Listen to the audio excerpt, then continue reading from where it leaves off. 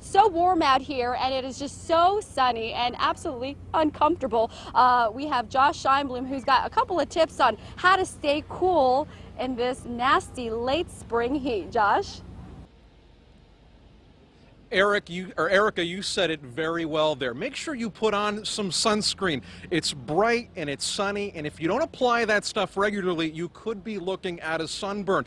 Now, that being said, well, that's certainly okay to keep your skin safe. What do you do when it keeps to avoiding something like heat stroke? Well, that's where the folks here over at the medical tent are coming in, and if you come out to the Travelers Championship, you're going to want to look out for people like this, folks in yellow. They're scattering a little bit right now, but there's around 25 of them you'll find all over the entire TPC River Highlands. And if you find yourself in any sort of a need, they're going to be the ones who are going to help you out. And they have been today in high demand. Some 50 different cases, at least, of people trying to get in touch with them, coming to tents like this, getting treatment.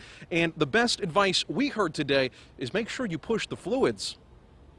When we have the higher temperatures, we see a lot of patients with heat exhaustion, respiratory ailments. You know, it becomes a small community, and so with the 25 medical professionals that we have on property, we see a lot of different types of cases all throughout the day. This is John Quinleven, EMS manager at St. Francis Hospital, and today the man in charge of making sure anyone in need of medical treatment at the Travelers Championship is able to get help fast. On this Wednesday, when the sun's rays are beating down hard on spectators, volunteers, and players alike in Cromwell, John and his team of medical personnel find themselves particularly busy due to heat-related illnesses. Which is why John says people need to be mindful of their water intake and watch out for symptoms of heat exhaustion. Actually, the very first sign that you'll experience if you're having heat exhaustion or you're becoming dehydrated is a headache.